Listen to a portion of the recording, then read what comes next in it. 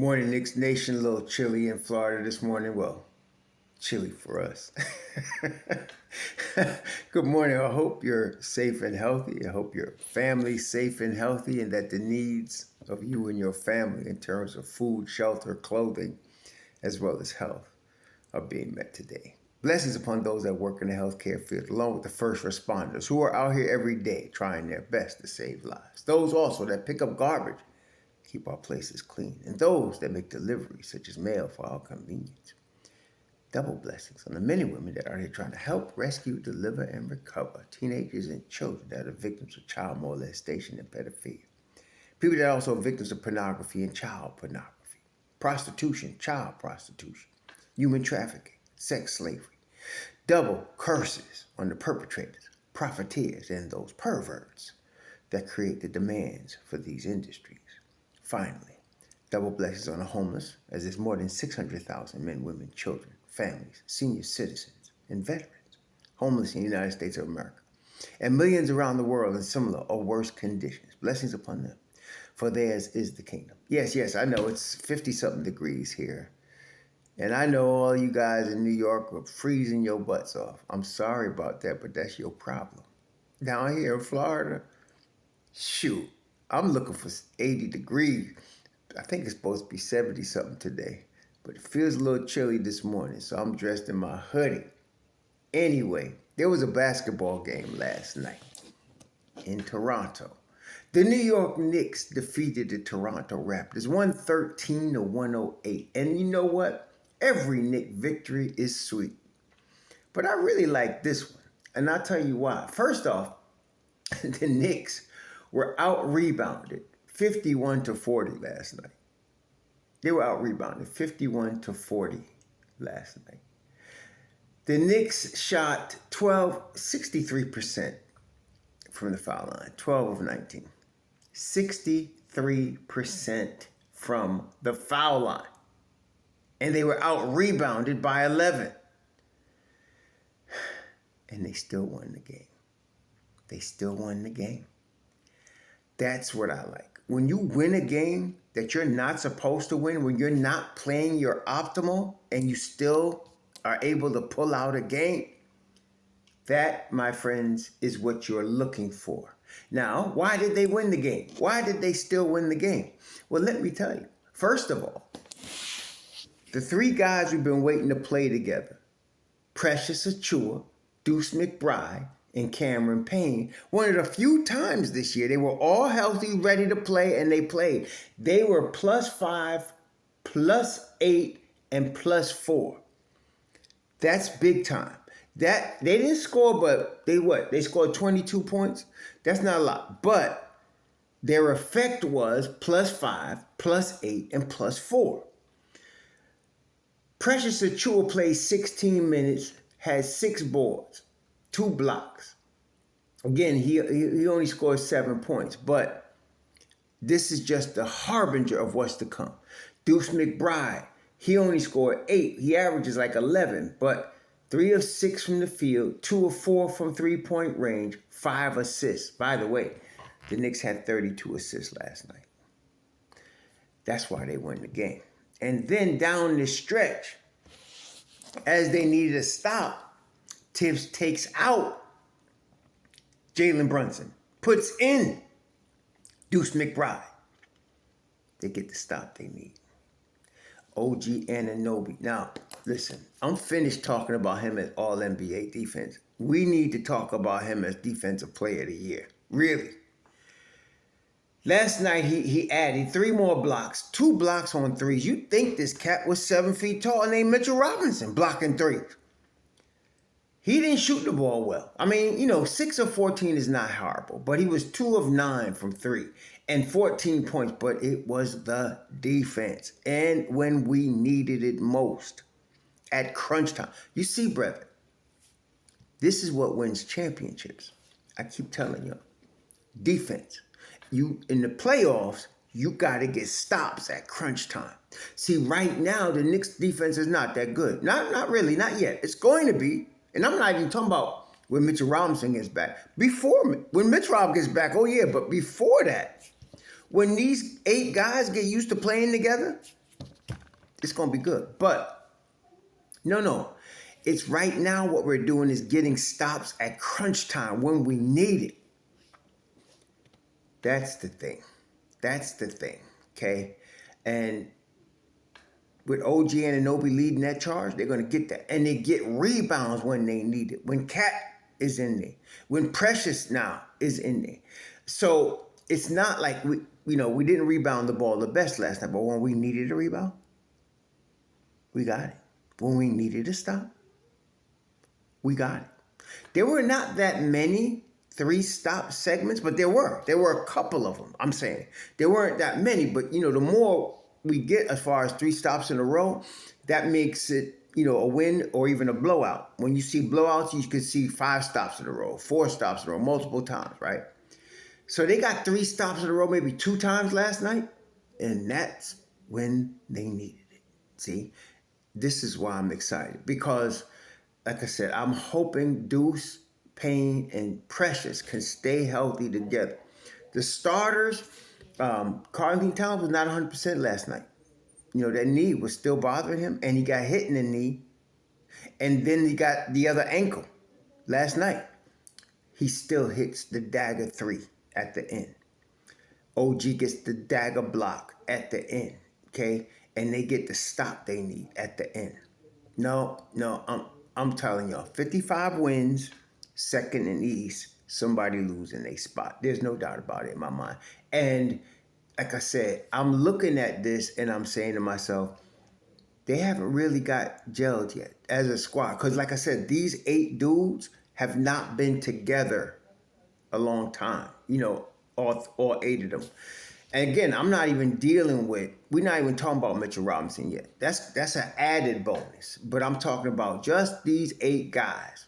The starting 5 with Precious, Payne, and Deuce. I kind of expected to see Shamet, and I'm still kind of wondering where he is. But these 8 guys right now, they're going to get it done. I like the way these 8 guys working. We got right now, between these 8 guys, we got enough to raise hell in the league. And it's like I said, especially if they can stay healthy. Also, I noticed something, in Godfather 1. I know, I love the Godfathers. The 2 Godfather movies are like my top movies, right? There's so much going on, subplots, brilliant to me. But anyway, Godfather 1. The Godfather, the Don, calls a meeting after Sonny Corleone is murdered. They trapped him. The brother-in-law was used to trap him in his anger, get him killed. And Michael was in Italy, and they tried to kill him, kill his wife, Apollonia. And so he has a meeting because he wants to make sure that Michael gets back safe because he knows that the enemy won't kill Michael. So he has this meeting, and during the course of the meeting, he's talking, and, it's really, Tattaglia is the guy everybody thinks is the main villain. But during the meeting, you see Barzini really just taking over the meeting. And what ends up happening is after the meeting, Tom and Don are talking, and they arrange, during the meeting, a peaceful meeting for them to continue the peace. And Tom goes, do you want me to call Barzini's people, make sure everybody's clean for this meeting? And oh no, he said, you want me to call Tattaglia's people, make sure everybody's clean for this meeting? And then the Godfather says, Barzini don't need to know that. He knows that. Barzini's a smart man. And Tom said, you mean Tattaglia? He said, no, I didn't know until tonight that it was Barzini all along. Well, the defense has been struggling for the Knicks for a couple of games. I didn't know until yesterday. It was Josh Hart all along.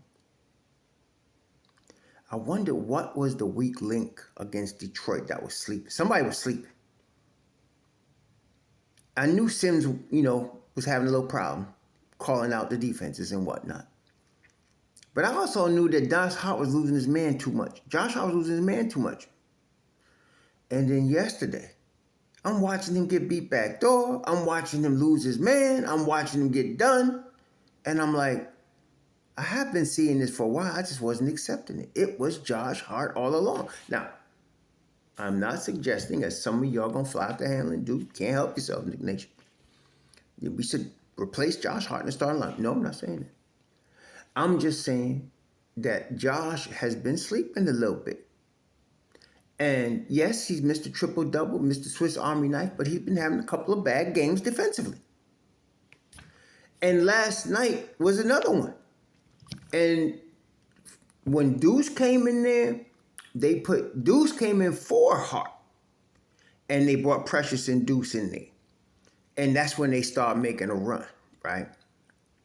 But then at the end of the game, Tibbs puts Deuce on the bench and brings Hart in. And I'm a little concerned, but I understand it because, Tibbs is faithful to his dudes. I don't want to hear I'm tired of people trying to act like Tibbs is some sort of villain. I cut all y'all off from my channel and don't give two craps about it,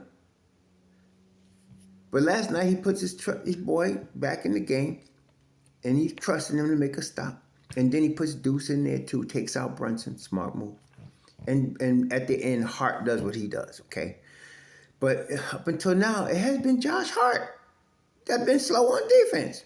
That's been the weak link in the chain. Anyway, even despite that, now last night, look at this. And it showed, look, Josh Hart was -2.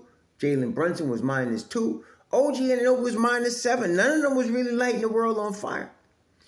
There go Mikal Bridges, though. 5 3-pointers. I don't want to hear no more about we paid too much for Mikal either. Some of y'all just plain stupid. What's too much if you get a championship? So let's say, for the sake of argument, you got 4 All-Stars, right? And you need one piece to get you over the top. I mean, one piece to get you the cup, right? You just need this one piece. He just needs to fit in. How much are you willing to pay for that championship piece?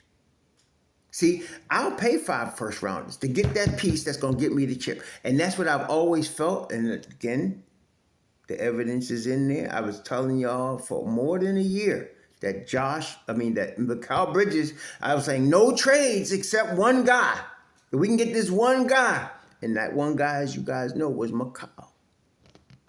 Last night, 5 3-pointers, 9 of 14, +9, 23 points, big time shots when we needed them. And let me tell you something, you ain't seen the best of him yet. He's still feeling his role. You see, the role that he needs to play is the role he played in Phoenix. Okay, that's the role he needs to play. And he was playing a different role in Brooklyn. When he was in Brooklyn, he was playing the role of number 1 option, 1 or 1A with Cam Johnson, number 1 defensive stopper, big-time two-way player. That's what he was playing in Brooklyn. Before that, he was playing the role of 3rd or 4th option in Phoenix, defensive stopper.